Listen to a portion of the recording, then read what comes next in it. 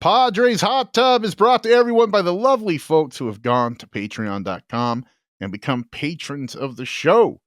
Beyond all the stuff patrons get, they make all this stuff we do possible. The show, the videos, the t-shirts, the baseball card breaks, all of it, they make it all happen.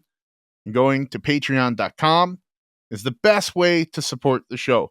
We also feel the love whenever you see our ratings on Apple Podcasts go up. That's always nice. Or our YouTube subscribers go up. That's always nice. So leaving a review, checking out our YouTube channel are great ways to support Raphie, Craig, and I, for everyone so inclined. We thank you very much for listening. Also, just want to note, we had some t-shirts go live yesterday. T-shirts? And yes, Waldron Cauldron t-shirts. In fact, we threatened for months, and we finally have carried out the threat, and they're fucking awesome. They look great. We partnered with one of our patrons, whose real name is Jack, but he goes on our Discord by Big Brown Machine, and he did the design for us. We worked with him to get something that we love, and we've already had a fantastic response from people both in and out of the Padres Hot Tub community who've gotten their hands on some, ordered some, and the first people to find out were our patrons. You know, we sent out a Discord alert yesterday, and those were our first orders, hot off the shelves. So, you know, just echoing what Chris said, like, really, like, you know, we do this basically at we're fueled by our patrons. Like, they are the lifeblood of this community. So we appreciate you for listening. We hope you'll continue to listen, and we'd love to see you as a patron at patreon.com/Padres Hot Tub.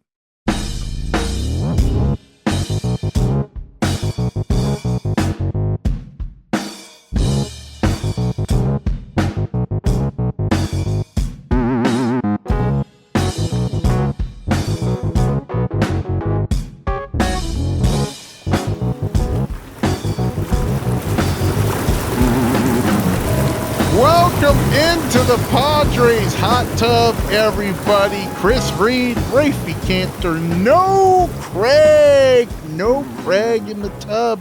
Just the kids having fun under the water. Don't ask any questions. No adult supervision. We will take it. Raphie, how are you today? The floaties have come off. My arms are bare. So anything could happen now. Listen, man, I'm good. Padres didn't win today, but they gave us a show over the last week and a half, a show of what's possible, a show of a reason to believe in this team. And we've been saying it for weeks that, you know, in this muddy middled NL wildcard chase where there were, you know, a week and a half ago, there were like 7 teams within 3 games of each other, maybe more. And we were like, someone's going to go on a run. Mm-hmm. Someone's going to go on a run in that pack. Little did I know that it would be us. And I'm really, really stoked that it was. And I can't wait to talk about it with you, Chris. Dude, we do a lot of schedule watching in here, and this wouldn't probably have been the part of the season that we thought they would pull away, but that's what they did. Quick for a little bit of business to get to before we start talking Padres. The first thing, ladies and gentlemen, we heard you. We heard you loud and clear. The demand, the incessant cries, the protests. The Waldron Cauldron shirts have arrived. You may have heard it in the pre-roll, but I'm going to talk about it again because these shirts are awesome for our patrons. If you've somehow missed out, go to padreshottub.com/merch. We have Waldron Cauldron shirts that Raphie made happen, and you should definitely check them out. Well, and also want to shout out our patron Jack, aka Big Brown Machine, who we designed this with, did an unbelievable job on the design. It was a pleasure working with him, and he knocked it out of the park. And so check those out. They're in brown, they're in black, a couple different fabric options as well. PadresHotTub.com/merch, PadresHotTub.com, which is a website that we do update sometimes, but certainly when there's new merch, when there's rad shirts, we go to the website. We go to the website. So you can check us out there, get your own. You know, we make them through a drop shipping third-party vendor. So the lag time on them is typically around, you know, week and a half, 2 weeks. So I'm sure that basically, a week and a half from now, we'll get some pretty rad photos in the Discord, on Twitter, or whatever, tagging us. And I'm just really, really excited to see it. Cannot wait. A couple other things happening in the tub. On July 4th, I'll be doing a baseball card break with some of our patrons. We're doing a potluck. People have been sending me boxes of cards. They're not within reach because I was going to take pictures of them. Otherwise, I'd show it. Another reason to go to our Patreon is our baseball card community. It's growing every single week. We're doing some fun things there. If you have not gone to our YouTube channel lately, I've been on a hot streak. Not on a hot streak. I mean, I've just been wanting to talk about the Padres way too much, making some quick dips of some of the extraordinary moments we've seen this season. And this week has kind of been chock full of them. Jackson Merrill hit a ball to his mom. Jurickson Profar single-handedly embarrassed the Walgreens Nationals. It's been a lot of fun. So head on over to YouTube, check that out. If not, we're gonna find you. Raphie, this is a new team. This version of the San Diego Padres we've watched the past couple weeks is a new team, and not just because they've played well, but there's been a litany of roster moves, and I want to go over them real quick before we get into anything else, because losing Fernando Tatis Jr. Till after the All-Star break is quite a blow. The Padres brought up Bryce Johnson to basically replace him, which blows my absolute mind. Jose Azocar had been sent down in a prior move. Eggy Rosario came up then. Johnny Brito was optioned to stretch out. We went over this in group therapy, but Major's back with the club. Musgrove to the 60-day IL in not really news, but procedural move. Austin Davis made his Padres debut this road trip. Cosgrove is on the 15-day IL, but of course, none of those really come close to Tatis, Raphie, and we haven't had a chance to talk about it on the main show. I just wanted to get out there and how you feeling, buddy? Well, yeah, I appreciate you bringing it up. Really quickly, Joe Musgrove going to the 60-day IL is no news. He's going to be out longer than 2 months. So taking someone off of the or putting them on the 60-day IL frees up a 40-man roster spot, which is what happened. That's how they were able to bring up Austin Davis. It doesn't mean that Musgrove is dead, as people have been saying in our Discord when that news broke. People. Do I still think he's dead? Yes, I do think he will not pitch for the Padres. I know that you are in agreement on that. He probably won't appear the rest of the year for the Padres. But to that end, I understand why people are skeptical, because the Tatis injury news is exactly the reason why we don't trust anything, because he was playing through it, and then basically he, said that he had like a quad strain potentially. Like, that was the line that was put out there. It's like, okay, like, that's weird. And then there was a line that like, oh, actually he's been playing through it since Korea, which is like 3.5 months ago at this point, and that was never reported on. And then it got upgraded to a stress reaction, which, look, between us, between Chris and I, we have no medical experience. So I'm not going to pretend. Have you I've ever taken played lots a doctor? of pills, Raphie. Okay, but you've taken lots of pills. You've never played a doctor, though, have you? You think they're going to let this play a doctor? Unless it's fair enough. Like... So we do not even have pretend medical experience here. But smarter people than us have told us, and I have done enough word association to get to, stress reaction typically implies something with the bone. And so they aren't saying it's a fracture. There's no fracture that's been said, but a stress reaction is bone that takes longer to heal than like a muscle strain.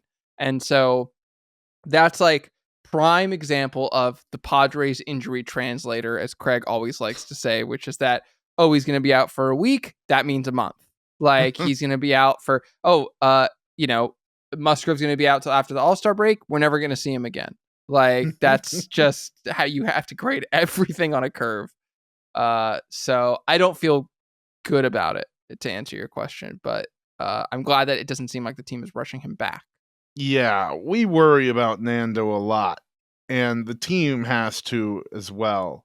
And the dude doesn't have the best history with self-reporting injuries accurately. You know, he came into camp in 2022 uh, thinking that his wrist wasn't all that bad, and it turned out it really was. So he always he does mention that he knows his body a lot, and I totally believe him. And look at the dude; he's like 0.4 percentile athlete on earth. But he's also got that dog in him, and that dog tends to push him really far. Glad he's getting shut down. Glad they're getting all the imaging on it. It blows my mind that the team doesn't just put any little ouchie into an MRI machine. And I think that has to do with the CBA. And I think there has to be specific requirements that players then have to go into because they don't want the team knowing everything about their body. Now, that's invasive as it is. But it does strike me as curious that this injury started in March. And if it's muscular, it's going to heal up. That's what they do. Muscles heal. Uh, Bones take a lot longer. So if by May, 2 months have gone by and the muscle's still an ouchie and it's still slowing him down, like, why aren't we looking at that? And that's not a criticism of the team because I don't know the rules literally, but as a fan, I wonder why Nando wasn't in a machine right away, why Joe wasn't in the machine right away. That stuff just kind of baffles me. Well, I mean, going back to something we've discussed on this show a lot, like when we talk about that the tone on this team is set by Manny Machado, one of Manny's leadership styles is I play hurt. I play through it because my 60, 70% is better than some guys' 100%, as he said. And whether or not you agree with that, like that's the tone that's set. So if that's the tone, then Nando's going to play through his shit. And that, for better or for worse, is like what's going to happen. So, I mean, the Padres benefited from Nando not being out for 2 months, like he played and he was having a great June. And so it's like the results are there. Why bother? But then you're like, all of a sudden it's like, whoa, he's actually been hurt this whole time. And it's like, well, that's the culture. Yeah. That's the culture of the team that's been set. So and that this is what's culture going to is come. fine when you're playing through something that can't hurt you worse. Once you hear about femurs getting involved, it's certainly scary. So happy the dude is down. How the team responded to maybe its most important player going down was extraordinary. They've won 8 of the last 10. They go into Boston, win 2 games against a team that has a better record than them, that has played in the AL East, a meat grinder of a division. The response has been great. The Padres won 5 straight, Raphie. They matched their season high losing streak. It's something I talk about all the time. They go and do it here in June, not July, in June. And even better, they set a new high water mark for their record, going 5 games over 500. Do these new high water marks lead to any new expectations from you, Raphie Cantor? New expectations. I mean, like, if they were to go 500 from here, I mean, isn't that probably were you 85 games or 86 games? You were 86 games, weren't you? No, me and Craig were both 85. 85. Which would so be 85 today, they are 4 games over 500. They're 4 games over 500. Yeah, so which would not cut it. They went 500 the rest of the way. That would be 83 and 79, which I think would just bring them underneath. But it just takes switching one of those wins and losses, I guess 2 of them, and that would get us to 85 wins, which I really do, at the rate that the NL is going, think is going to be enough to make the playoffs. I think 85, certainly 86, but probably 85 will be enough to get in. And so I don't think that this gives me any sort of new expectations. I think it was more like, every team has one run like this in the season. The question is, are they then going to reciprocate by having a really poor run? and we don't know that. We don't have a crystal ball. But like this run, assuming that they are the 500 team that they've been not only this year but for the past like basically 5 years, like the rest of the way, like they got a pretty good shot. Like they got a pretty good shot that like the dice might roll and come up 7 and like, they'll cross that 85-86 win threshold. But I don't know that I have a new expectation for this team. I think so. What are they? Are they 46-42 today as of now? That is pretty much what I'd expect them to be. That feels really reflective of the season so far. Terrible Padres memes. Fellow Padres pundit and patron of our show put up this amazing graphic, and I'm not sure where he sourced it, but it's teams and how many games they have played when their record was 500. The Padres have played 25 games when their record was 500. The next closest were the Red Sox with 18. And there's a bunch and then there's like no one after them for a while too, right? The Rays are right after, but that again speaks to the meat grinder division those two teams play in. The Cardinals, the closest National League team, is at 11. Yeah. So I feel like the floor has been set pretty solidly for this team. I feel like the worst case expectations that we all had, I don't know. I feel like they're past that mountain range. So my expectations do shift a little bit more. My best case goes a little bit higher. I had it at 89, which was also my what they're gonna do. I think at this point I'm leaving my what they're gonna do at that lovely 89 win mark. But I see a team where Fernando comes back, Xander comes back, and the depth has kind of sorted itself out. Like Bryce Johnson might be a guy. Maybe it's still really, really super short sample size. Christopher. He might be a guy. He might be a Tyler Wade. He might be good at standing on second and clapping. And Bryce Johnson might be a dude. Come on. Be a dude. And by a dude, I mean an adequate replacement that we won't feel we're going to see 3 swings at curveballs down out of the zone, like when he comes up. The depth on this team is better, and once those guys are back, there's going to be some dead weight kind of lifted off. David Peralta has been having a rough go of it, but I think there's lots of contributors out there. So I think this team could be even better. I feel like the floor has now been set. They can be a 500 team really easily. They've done it for 25 games this year. But now that they have got the taste of winning, they can also be a team that reels off 5 in a row a couple times. And I think that bodes really well for all of their outlooks this year. So that being said, they've set a new high water mark. Let's look at the games themselves, dude. Game 1, Friday night. Padres travel out to Boston. No rest for the wicked, and they thump the Sox. I'm sorry, they did have a off day, but they thumped the Sox 9-2. Game 1. Jackson Merrill gets friggin' 3 RBIs on another home run. He's been absolutely insane. Vasquez gets plunked with a line drive. That's probably my only worry from that game. The dude was putting in one of his best performances as a Padre, takes a line drive right to the elbow, leaves the field crying after wanting to stay in. That was a bit of a bummer.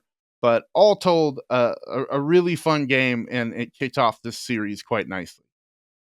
Well, they had those Apple TV cameras, which are, it's crazy how good the presentation visually of the Apple games are. Yes. And like everything else about it is bad. The commentary is not good. The weird little, like, I know you're an Effectively Wild listener. Like they've gone on about the little probabilities that they have in the bottom right corner and how I weird touched they on are. this in the video, how much I hate that. Yeah, A it's little quick dip. it's bizarre. Like it's just bizarre. But man, it doesn't look good. And man, do those microphones that they use that ESPN does the same thing where they like crank up the volume on the gloves and the bats. It sounds great. It sounds really good. Yes. I thought that because I think they scored all 9 runs in the 5th inning, right? They Is that did. correct? They had a 9-run 5th inning Yeah. where And and what was amazing about that was 9 up, 9 in. The first yeah. guy scored, the second guy scored, the third guy, fourth guy, fifth guy, sixth guy, seventh guy, eighth guy, and then the 9th guy was Jackson Merrill, who hit a home run to his mom. I've never seen an inning like it. Yeah, they batted around without recording it out, which is crazy. And It's softball shit. It was softball shit. And it was Manny home run, Higgy home run, Merrill home run. Yeah. Do I have that right? I don't know. It was definitely Higgy and Merrill. I just can't remember if Manny hit a home run in that inning as well. No, Manny was not that one. Higgy had the 2-run shot. Merrill had the 3-run shot. Manny had I think he had an RBI single. No RBI, just scored. He just scored. Donovan Solano knocked in 2 guys after Manny got on base. That's what it was. Listen, it was just rad. I was like in my office, like wrapping up like my workday on Friday, and I was like sitting alone. Like I found like the one TV at this office that I'm working at that had an Apple TV subscription. Like, and I was like, I literally went to like 7 different TVs, and I was like, I know one of these fuckers have it.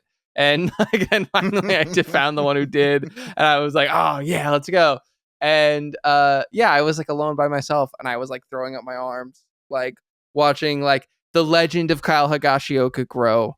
The guy who the Yankees fans knew, the true Yankees fans knew that this is who this guy could be. And, we always talk about like whether or not like you buy into like adjustment periods, like first year on a new contract, like this, that, or the other. Like, I think it's very evident that like Kyle Higashioka had some sort of adjustment period here. He had been in the Yankees organization since he was drafted in 2008, like hadn't played anywhere else, was coming into an organization with different leaders, was not going to be the primary catcher when he got here, might have forced the organization's hand, at least for the time being, given the fact that he's a really good defensive catcher. He's throwing out a lot of base runners, as you mentioned. He is catching a knuckleballer to varying degrees of success, but I don't think that that's his fault. And he's fucking crushing pull homers. So the legend of Higgy continues to grow. The legend of Jackson Merrill continues to grow. I mean, it's one of those things like everyone talks about, like, we got to extend him. We got to extend him. He's absolutely the person who I would extend on this team. I just think that the team's too pot committed and they won't do it. So the joke has become extend everyone. I saw someone say, when do we start having the Michael King extension talks? I'm like, are you guys fucking crazy? I started having those talks a week after he was acquired. Like, what? Where do you think this money comes from? I mean, like, it's not our money, but like Peter Seidler's dead. Like, Raphie, there's no money anymore. Out of the Park Baseball has given me a budget of $300 million every year. There's no reason to think that, the real Padres will do this. All right, there's lots of reasons to think they won't do that. I am not necessarily in the camp that Jackson Merrill needs to be assigned now. He is under the Padres' control for 6 seasons. He is very, very good. What's that? I said, yeah. I was just agreeing with you. Yeah. He is very, very good. If it comes to the offseason and he and his agent, his agent isn't a big name agent, if those guys want to put some money in their pockets and start a deal after the 2025 season so that the Padres get one more year of minimum everything, then great. And Jackson Merrill loves San Diego, wants to be here forever. I just don't think that's going to happen. That's not how I see it going. No, I just think that there's... Sorry, I didn't mean to cut you off. No, please. I just think that for Jackson's skill set, like his bat to ball skill, like I just think that he's going to have a really high floor on his contributions in a way that other players who we've extended already and are already pot committed to do not have that floor. I mean, like Musgrove and Darvish, because just by the virtue of that they're pitchers, and Darvish because he's an older pitcher, like they always are going to have that risk of injury. Musgrove before he got injured, was not performing well. Yes. There is the error ranges are wide.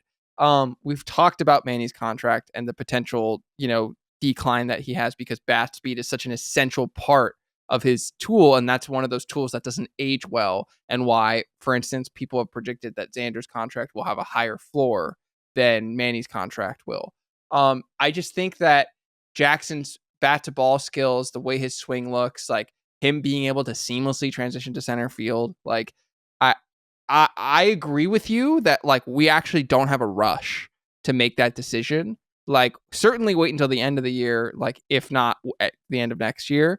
I just think that in a vacuum, in terms of business decisions, that would be a much smarter business decision than some of the business decisions the team has made. But we're playing Monday morning quarterback at this point, so yeah, lots call been me said Tevin about McReynolds. those. It ain't gonna change. Luckily, Jackson Merrill could also play shortstop in case they, the next two of them get hurt. It's just I can't help but be so incredibly impressed by the kid, and him hitting the home run to his mom absolutely blew my mind. The Padres had no letdown in game 2. They came out and, like we said, set new high water marks, going 5 games over 500, winning their 5th game in a row for the first time all season, and they clobbered the Red Sox 11-1. Michael King came out and was the Michael King we were sold on when we were told we were getting a number 3 that could be a number 2 or a number 1 on other teams. The bullpen held up, didn't give up a single earned run, and everybody just smashed again. Manny Machado hit 2 home runs. Hit 2 home runs that day. Jackson Merrill homered again, and Brett Sullivan came in. Italian national hero, powered by pasta. He came out and put one, what do they call it? The pesky pole. Powered by pasta. He hit the pesky pole and hit his first home run of the year, which was great to see. And they just took care of business. This one, let's see, combined in the 2 games, the team they were 5 for 5 with runners in scoring position in game 1, 4 for 11 in the second game. So 9 for 16 in those first 2 games. If you get a hit more than half the time when runners are in scoring position, you're going to see some scores like they put up in those first 2 games. Yeah. Yeah. And it's, I don't want to jump ahead, but this is the variance that we have built in this game, and why baseball is stupid and no one should watch, because those same Padres today in their Sunday loss went 1 for 8 with runners in scoring position. And it just goes to show you what timely hitting means, and what, what it gives to you as a team. So I don't think that there was a drastic difference between the team that showed up today versus the one that showed up in the last 2 games when they, we kind of buried the lead a bit. They routed the Red Sox on Friday and Saturday, absolutely routed them. And they also had the same number of hits today, 8 hits that the Red Sox had. They were a Rafaela, the Red Sox center fielder, who made a fantastic catch at the bottom of in the top of the 5th inning to take a hit away, I believe, from Jake Cronenworth, and also to end the inning and prevent a run from scoring.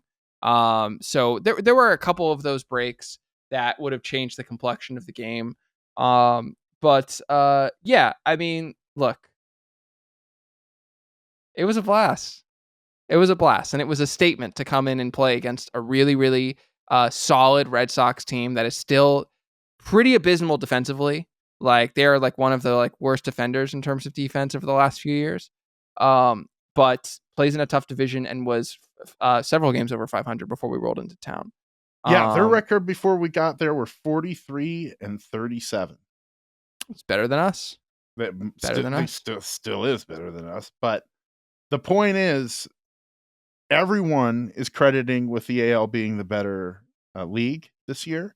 The AL East is the best division in that league, and the Padres have done pretty darn good against it, including going into Fenway Park and getting two from a very good team. It To wrap it up on the Sox series, and we talked about this a little bit before. It just seemed like the Padres were playing like a team that is producing more than the guys on paper for the first time in a long time. Last year, amazing on paper, Pythagorean world champions, but couldn't actually play the game of baseball as a team. This year, it's a little trimmed back. They've been called gamers way too many times for underperforming and not coming through. But this past week, the past 10 games, we've seen something different. We have seen a team gelling. We have seen the cohesiveness that when we see baseball teams start to form that's when really special things happen. It is June. Just as I talk about, it's not necessarily early, but it's a long season. It's still a long season. Hopefully, we see a few more stretches exactly like how they played the past 10 days. Yeah, and I don't want to give short shrift to the bullpen being pretty solid. I mean, they have to be to go, to win 9 of 10 games. But like we saw good performances from not only Adrian Morejon, who I think got tagged with some unlucky runs, but still led the league over that streak with a 1.66 FIP in 4 innings. We saw Yuki Matsui come in and not give up a run. Or during the walks. The walks have been chilled. Imagine that. Yeah. No walks, no runs.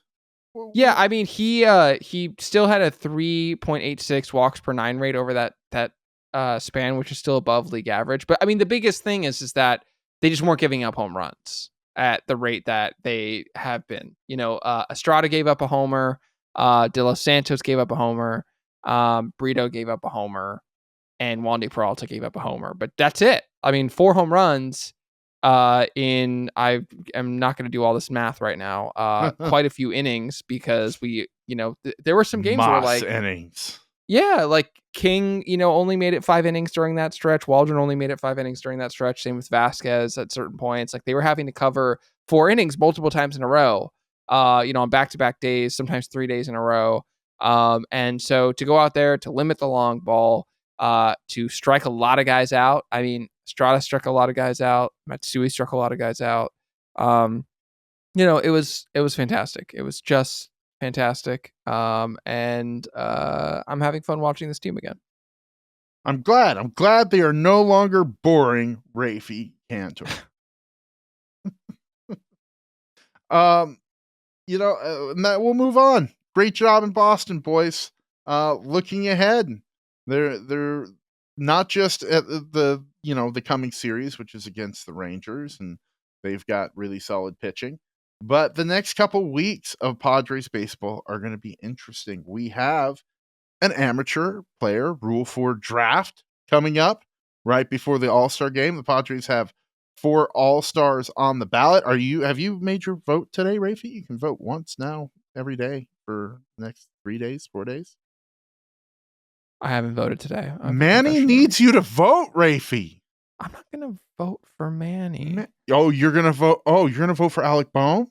I'm not going to vote for anyone because I haven't voted yet. Might be a wise move in many walks of life, folks. Get out there and vote for Manny friggin' Machado, Raphie. He had 2 home runs the other day. I think the weakest of the case is actually Luis Ariz. I think Tatis should get votes just because he needs to be an all-star at some friggin' point.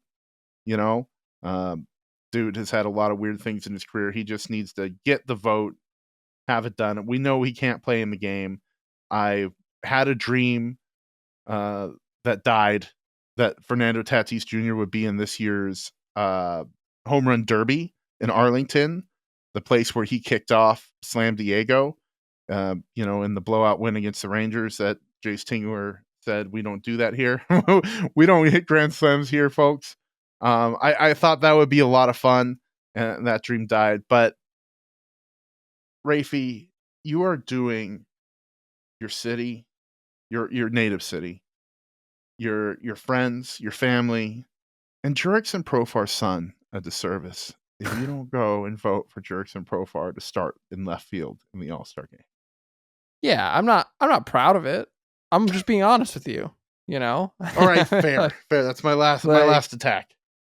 And also, hot take, I think it's much in the same way that Craig doesn't want Jackson Merrill to make the All-Star game, which I don't agree with. I don't think Manny should make the All-Star game. Like, I just don't. I don't care if he's had a nice hot pocket.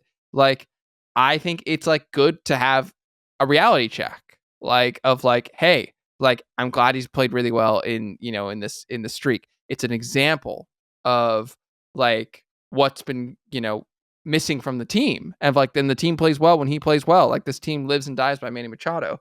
But I think just because he had like a week and a half hot pocket, like the All-Star game is like who has been good all year. Jackson Merrill's been good all year. Like he's had slumps, but he started out the year good and he's playing really well now. Like Manny's really only been playing well in the last 2 weeks. So sure. I'm not gonna die on the hill of Manny Machado needs to be a 2024 All-Star. I will die on Jurickson's hill. So go out in your Google searches and give our boys a little vote. This is the Bloomer edition of the podcast. I know Craig would never tell anyone to get onto the computer and vote for your All-Star, but your buddy Chris is going to do that. The probables for the coming week against the Rangers and Arizona: Nathan Eovaldi, John Gray, Max Scherzer against Dylan Cease, Randy Vasquez, Michael King. I really hope Randy Vasquez makes that start. Let's fingers crossed that the Padres have done image that elbow after it got knocked by a screaming comebacker. I think they did. It's all about swelling at this point, and he's penciled in and likely to make that start Wednesday the 3rd. And then the Padres will go to Arizona, and we'll touch on that sometime this week for a group therapy or a post-game show. Yeah, I mean, so a couple things to note. Scherzer is pitching on Wednesday.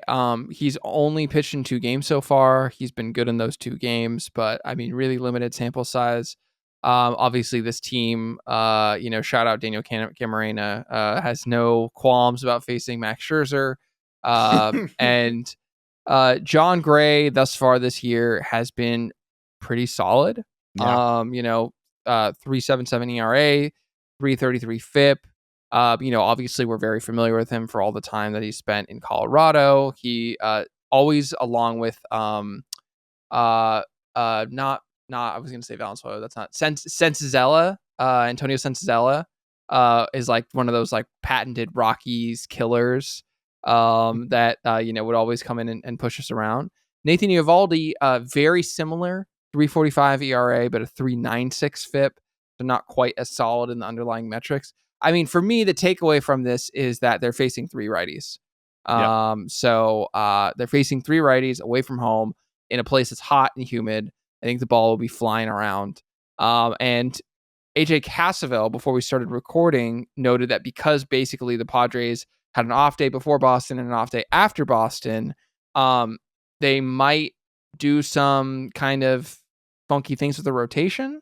Yeah. Question mark. Yeah, if Vasquez needs a little bit of time, they've got Yu Darvish potentially coming back sometime, either in the Diamondback series or before then. Yeah, we'll see. Like they have optionality because they have these days off, having played the most games out of everyone so far. The Rangers are coming in having lost 6 of their last 10. They have struggled this year because they had guys out. Corey Seager might miss the series, I believe. He just got whacked in the hand. He just got hit in the hand. Isn't everyone getting hit on the hand these days? It's an epidemic, I tell you. We need more hand protection in baseball. I've been saying it for years. As long as Manny Machado doesn't get in the hand, I don't really have too much concerns about it. But it is nice to not have to face Corey Seager.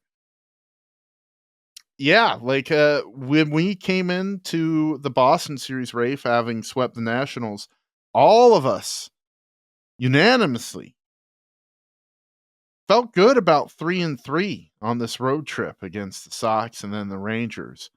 Are you still feeling good if they lose the series to the Rangers and come home with 3 wins? I mean, I never obviously want them to lose the series. I know that's not your question. But yeah, I would Do you still like the feel. Padres losing, Rafi? Yeah, I mean, yeah. obviously, you're still rooting for the team. Yeah. But no, I would still feel good about that. I would be fine with it. I'd be okay with it. I think that the series against the Diamondbacks is of far more importance. And I do think that if, for instance, they get swept by the Rangers, that's going to have a bearing on the Diamondbacks series performance. So, like, in that sense, like, to me, this is a defensive series. Like, you go in, you need to win one game. Like, if you win 2, fantastic. But if you win one game, like, that's okay. Like, because you really need to show up against the Diamondbacks. Because, look, we played decently against the Diamondbacks this year. And, we've been right there in with us. And they're 41-43 as of us recording this right now, which is, I think 3 games behind us. Again, we still have played so many more games than everyone else. It's crazy. Yeah. Like, the Padres have played 88 games so far. The Diamondbacks have only played 84. Yeah. So, it is really, really important though, because, a poor showing in that series, all of a sudden they're now ahead of us in the wild card. So, this was a really long way of answering a question about the Rangers series, which is that I just think that they need to win one game so that they are coming in with their head straight on for facing Arizona.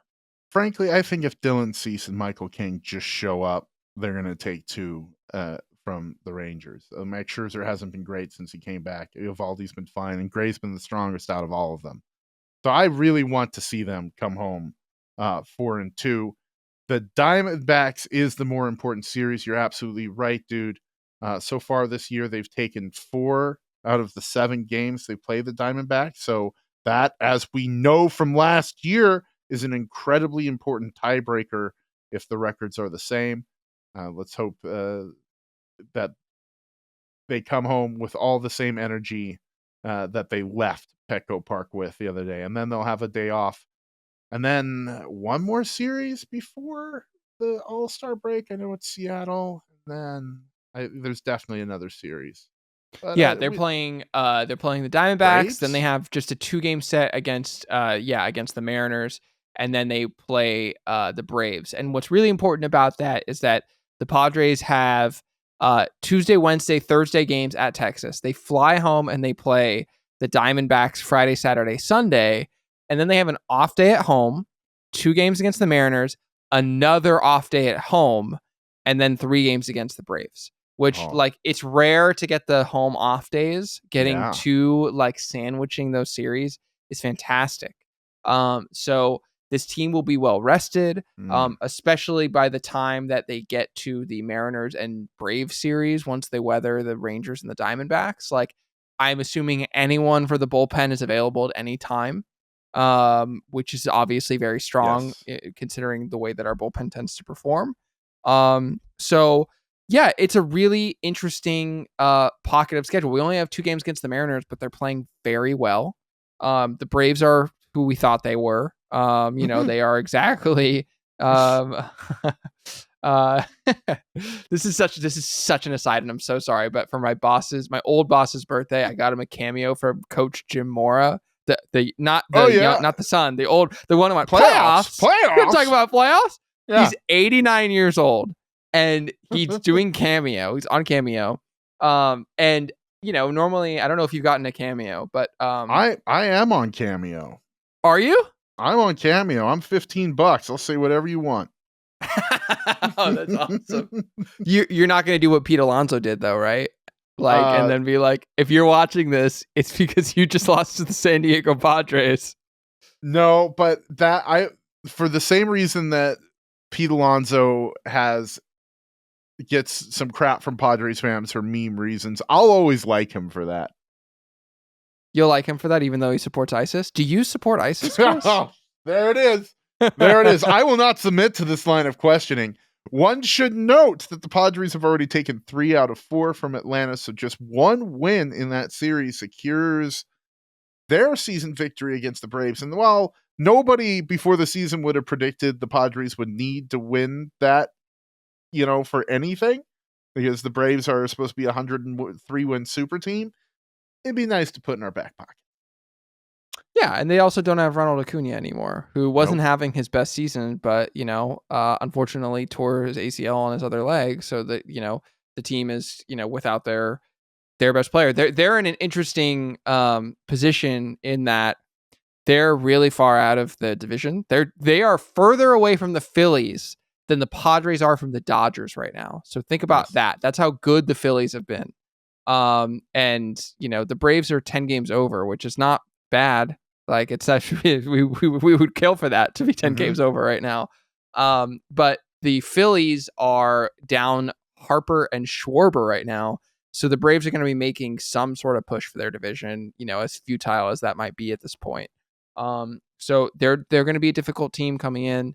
And I just can't emphasize enough how big that Diamondback series is, because we have the chance. I mean, like, if we sweep that series, like, we potentially are knocking the Diamondbacks out of the wild card chase. Yeah, like, at least for us, be obnoxious if they sweep that series. Super, super obnoxious. And if we get swept, all of our progress is lost. So that's where my eyes are going to be, and my feeling about the Rangers series is kind of go out there and have fun.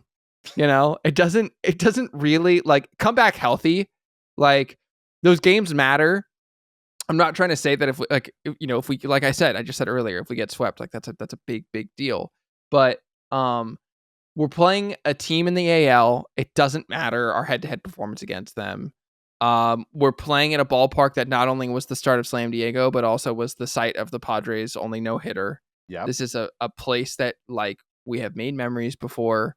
I think players are going to want to be there, aside from the heat in Texas. Like, it's just like this team, players on this team have had great memories there.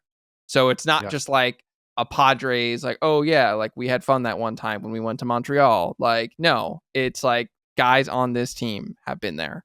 So yeah, like, we've performed well against Scherzer before. Like, Nathan Eovaldi doesn't really worry me. John Gray, just because of the history, worries me a little bit more. But I think that there is a real opportunity for them to go in again, not low pressure, but go out there and have fun and play baseball and show these AL people what we're all about, and set yourself up for success for the Diamondbacks. The Padres are 3-3 against the AL West this year, having swept the Oakland A's and having been swept by the friggin' Anaheim Angels. Remember when that happened? I don't. Remember when we got swept by the Angels? That's I'm looking at the photograph you just handed me, and I'm telling you that it looks like nothing to me. The Padres, I think the Rangers are a nice little spirit cousin to the Padres, and will give them an indication of where they're at. And I think they're going to beat them pretty good. Padres records month by month, 500 in April playing 6 games. 500 in March playing 6 games. April, 3 games under 500, 12-15. And since then, they've played solid. May was 16-11. June was 15-13. Heading into July, let's keep up that momentum through the summer. The Padres are going to have a fair amount of distractions with time off. Hopefully, on those days off at home, they can head to the San Diego Sandwich Company in Serra Mesa, get the number 25. That is turkey, cheese, bacon, and avocado. Is this a free ad you're doing right now? I'm giving a free ad to them, yes, because it's a delicious sandwich. Pay. You guys can send us a check later.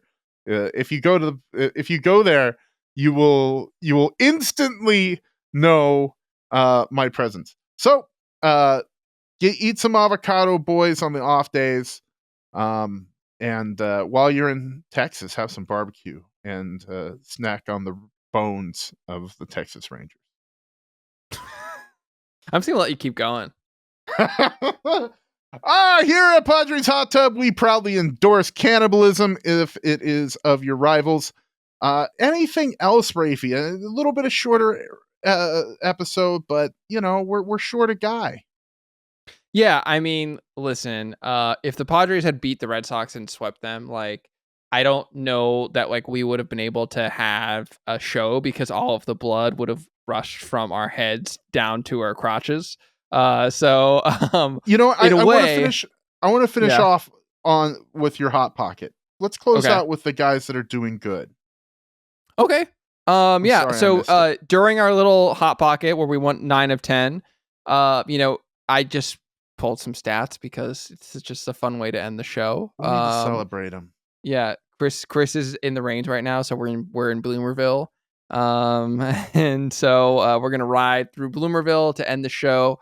Kyle Gashioka during that stretch, 348 average, 423 on base, a 1,000 even slugging percentage. That's pretty cool. 4 home runs. Jackson Merrill, 366, 395. Still doesn't really walk. Worth saying. Nope. Only has a 2.3 percent walk percentage in that 9 of 10, which I'm pretty sure means he walked one time. So he had a 366 average, 395 on base, 780 slug. Manny Machado, 415 average, 432 on base, also not walking. Slugging 732, 4 home runs. Jackson Merrill had 5 home runs. If I didn't say that already, that's fucking crazy. And yeah, worth a reminder that the team plays well when Manny Machado plays well. Jake Cronenworth didn't have amidst the Red Sox, run party, didn't have the best of series. But before that, he was having a great time. And in our 9 of 10 stretch, he hit 342, 375, 526. Really interesting, just reading that off, that this team was doing well at a time when they were not walking a lot, when their biggest contributors weren't walking a lot, because they're being aggressive. And that's definitely counter to what we've seen from the team in the years past. And I just think it's that mantra of, I'm not going to sit here and say walks aren't valuable. Walks are very valuable. Juan Soto is very valuable as a player because he walks a lot. Jurickson Profar walks a lot, like he walks a ton.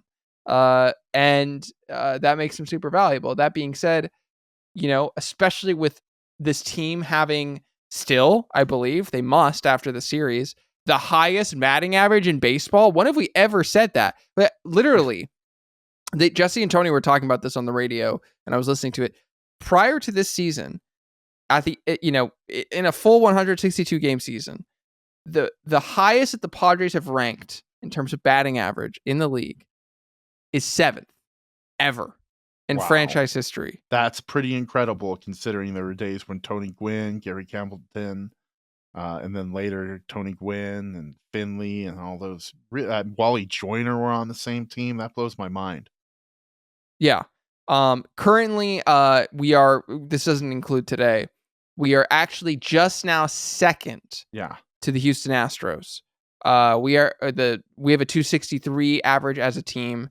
The Astros have a 264 average as a team. So we're right there. The next ones are the Phillies and the Dodgers, who are at 258 and 256 respectively. So a full few, handful of points, in front of them. And also it's worth saying that the Astros, we have a better record than them right now. Yes. So take that.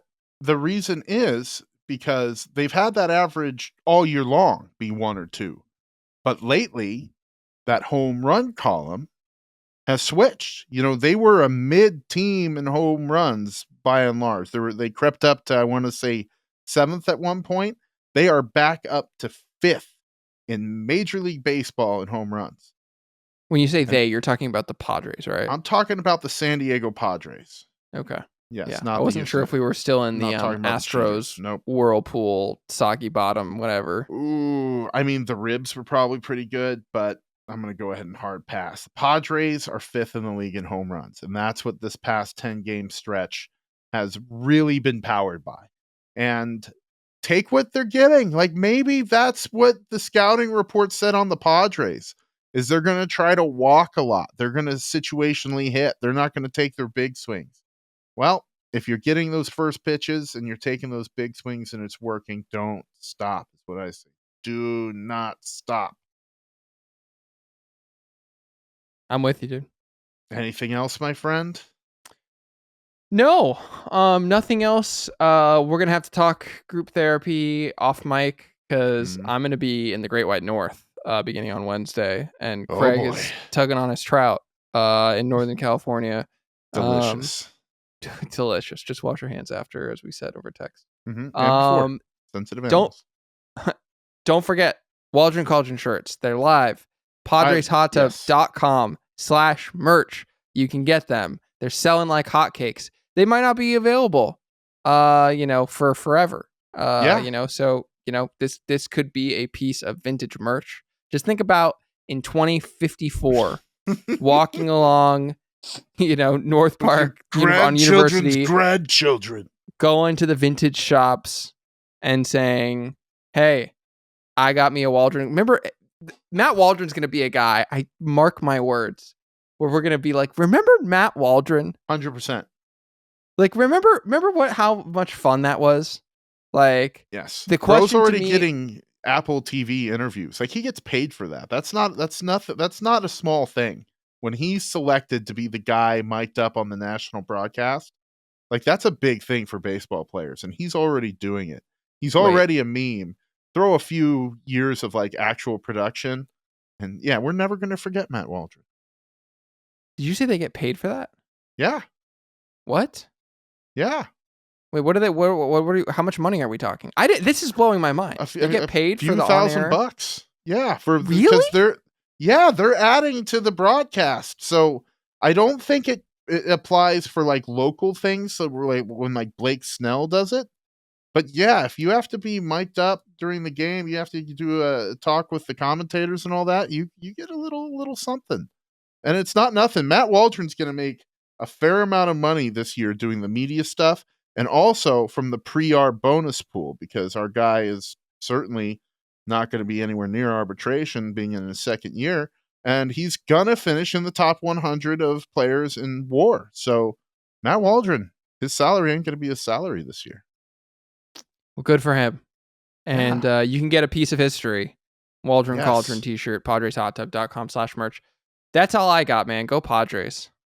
Absolutely go Padres.